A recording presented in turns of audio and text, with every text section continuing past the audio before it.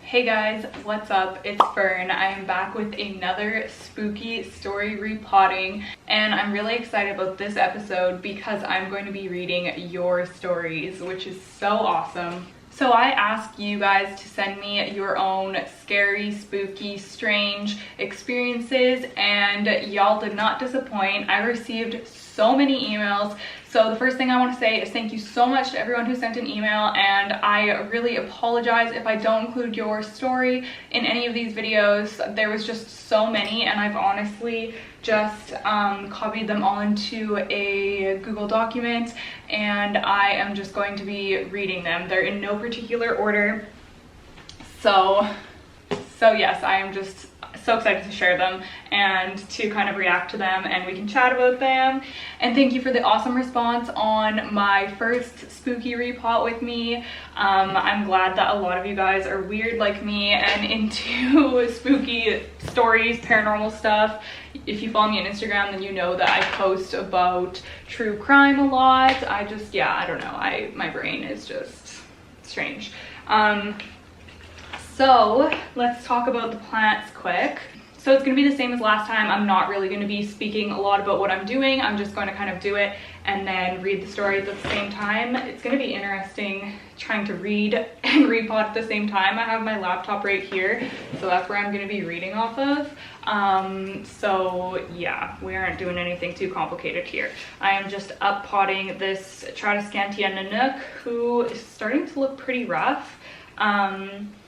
And I just don't like this plastic pot because it's so top heavy, so I'm just gonna put it in this bigger terracotta one, and that should be great. This thing just keeps growing, but this is a plant that didn't do too great just because of neglect from my move, but the new growth is looking good, so I think it'll be fine. I just have my potting mix here right in front of me and my net that I always use to block the drainage hole, so I'm just gonna cut out my little squares first. I'm gonna make this into two actually. There we go. Okay. I'm also drinking peppermint tea, and we have the Yule log going. We're ready, even though it's not Yule yet. I actually have one on my phone because it was sent to me via screenshots, and it was just easiest for me to save it on my phone. So I'm going to read this one first. Some of these are quite creepy, by the way. Some of them that I received were actually so creepy or disturbing that I didn't feel comfortable repeating. So if you sent me like a really scary one, or you told me that things kind of were brought back up again and started happening again, then those are stories that I'm not going to be saying just because I don't want to disturb anything. So okay, this is the first one. So maybe I'll just read this one to start us off. I can't really do it on my phone and repot at the same time. So let's just get one going and then I will start repotting. So this one, oh shoot, oh yes, okay. So this is from Jess, or their username is Vanilla Rot, which is a cool username, by the way. Okay, Jess says, when I was 16 years old, I was living at a foster home. My bedroom was upstairs. At this certain time, the family I was staying with also cared for an older woman, and her health was declining very rapidly. She had to be hospitalized and ended up dying there. The night that she had died, and then in brackets, I found it the next day, I was trying to sleep and kept hearing a noise I thought was coming from downstairs. No, this is at the foot of my stairs. A scratching sound like someone running their fingernails across the wall. I looked. There I saw an old lady sitting down on the last step grinning at me. Oh my god, no. I tried to convince myself that I was dreaming the whole thing pretty much, and I never saw her again except for that one time. My boyfriend came to spend the night a couple weeks later. I let him sleep in my bed and I slept on the couch downstairs. In the night, I woke up to a message from him asking, "Is that you? You're creeping me out." Oh my god, this gives me the chills. Confused, I asked him, "What do you mean?" I got up to check on him to see what he was talking about. He said he saw someone sitting at the foot of the stairs grinning at him. Oh my gosh, I hate that so much. So they say, this isn't very spooky to some people, but this memory has always stuck with me since I never told anyone about what I saw, and he described exactly what had happened to me. Oh my gosh, that's so spooky. No, I don't like that at all.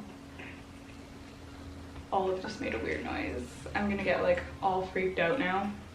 I love how chill you were about just seeing an old lady there grinning at you. That, like, that alone, if it was a ghost or not, like, nope, I cannot. I'm sorry, that's so creepy. And then the fact that he saw the exact same thing. Oh my goodness. Okay, going on to the next story. This one is from, let me scroll down. This one is from Rob, I believe. So Rob says, a bit of background. In June 2011, I watched my best friend, who I've known since birth, die in a freak accident at the age of 14 in his own backyard. That's awful, I'm sorry. He was my neighbor, and our families were and still are very close. His house was just across from mine, and we spent nearly every day together. This is like a sad story. About 2 years later or so, I was staying overnight at their house to watch their 2 dogs while my friend's parents and the 3 siblings were away for some reason or another.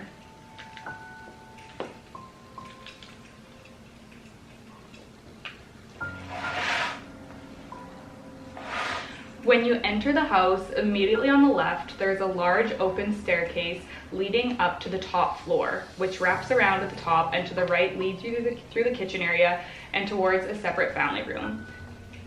This is where I usually slept there.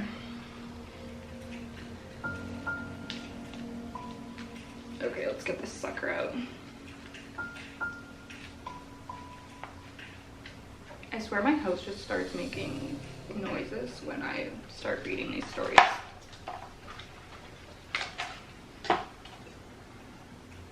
Night fell and the lights in the house were very dim. I was trying to get the TV in the family room to work properly because all I was getting was a blue screen with a channel number or something on it, cutting in and out. I was honestly very focused on trying to figure it out when I heard the faint but distinct smacking of bare feet moving through the hallway past the kitchen. Since literally everyone in his family is barefoot at all times when home, it became white noise to me over the years. When it stopped was when it occurred to me that nobody else was in the house. I completely froze, glancing from the side of my eyes towards the glass French doors that separated the family room from the rest of the house. One was open and one was shut. Several minutes passed and I went back to trying the TV, which now is working for me. I kept it at a very low volume just to help me sleep. Again, I heard this sound of bare feet coming from the depths of the hall towards the kitchen very distinctly. No, thank you. The dogs were with me, and one of them perked up and walked over to the doors. His head was obstructed by the closed door, but I could see his mouth tighten up as he let out a low and steady growl facing the very dimly lit kitchen area. The moment he came back to lay down, it was very clear the footsteps were now making their way up the hardwood steps by the front door. He stopped in place, ears pulled back. Animals always know. By this time, I'm sitting on the couch, completely frozen, with tears in my eyes, avoiding looking towards the doors at all costs.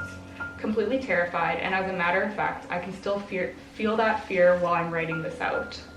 4 or 5 minutes passed, and I'm watching the TV at low volume when the most sudden and violent crashing sound comes from upstairs with a force loud enough that I'm almost certain I felt it. The dogs both got up this time and let out a few startled and aggressive barks each, looking back and forth from me to the doors. It was as if someone threw a very heavy burro I think that's like drawers or something. It was as if somebody threw a very heavy piece of furniture, I'm assuming, as hard as they could straight down into the floor. Just one massive sound and nothing following it. After several more minutes of paralyzing fear, I had to get myself out. Over the course of probably 5 minutes, I worked my way towards the kitchen, desperately trying not to see anything in the dark corners of the house, and then towards the threshold of the main stairway and the front door. This was the worst part by far. I bet it was. That's like the worst, when you're like trying not to look because you know you're gonna see something, or you're gonna think you see something. I absolutely, without question, had to run out the front door from this point because I was certain that if I could see any glimpse of the stairs, I would see something surely horrifying. I ran and immediately went home and told the whole thing to my mom, who said she would check things out with me in the morning. We go over around 8 a.m. and when we walked around the house, I could still feel the dark overtones, which prevented the glow of morning from comforting me much at all.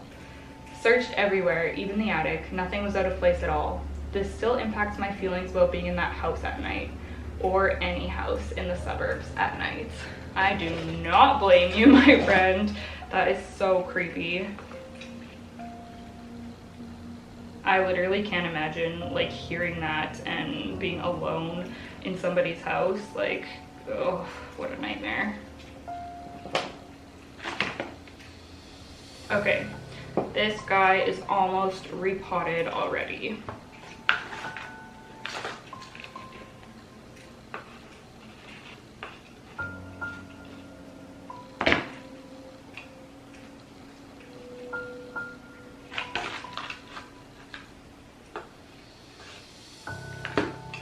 It's actually so wild hearing other people's stories and experiences. I'm like, how do you even sleep at night? Although I guess strange things have happened to me and I sleep at night, so yes. I have more stories of my own, by the way, so. Okay, so this one is all done, all repotted, and this is what she is looking like. Yeah, I think this is much better. She's not gonna be toppling over all the time anymore. Okay, I think I want to do 3 stories per episode for the ones that you send in. So maybe I will do one more. Here's a short one. So let me just finish the video with this one and then I will let you guys go. Okay, so this one is from Kyra. I hope that I'm saying names correctly. So Kyra says, one night I was on my way home from a party. It was late at night, so the roads were empty. I rode my bike as usual when I suddenly felt something hard hit me on the leg. I stopped in confusion and turned around to see what had hit me. There was an axe on the ground. Like, are you kidding me? That is terrifying. I was freaking lucky that it didn't hit me on the head and only hit with the flat side of the blade. I saw no one around, but there was a wall nearby. I guess there was someone hidden behind. I was so scared and rode home really fast. When I think of that day, I sometimes think it was a bad dream, but I had a red mark in the shape of the blade for a few hours after it happened. Oh my god. That is literally so terrifying, and this is the stuff that freaks me out, especially because I like watch and read about so much true crime, because paranormal stuff is really scary and it probably scares me more, but this kind of stuff is the stuff that can actually happen and does happen to people. Like, that's crazy to me. Oh my goodness. Like, I'm sorry that happened to you. I would be really paranoid after that. Okay, I'm hoping that this video isn't too short. I also don't want it to be too long though, so I think I'm just gonna stick to the 3 stories and repotting the 1 plant. So once again, thank you guys so much for watching. I am still accepting spooky stories if you want to send them in. Don't forget to give this video a thumbs up. Make sure you're subscribed if you haven't yet. And that's it. Okay, happy spooky season. Bye.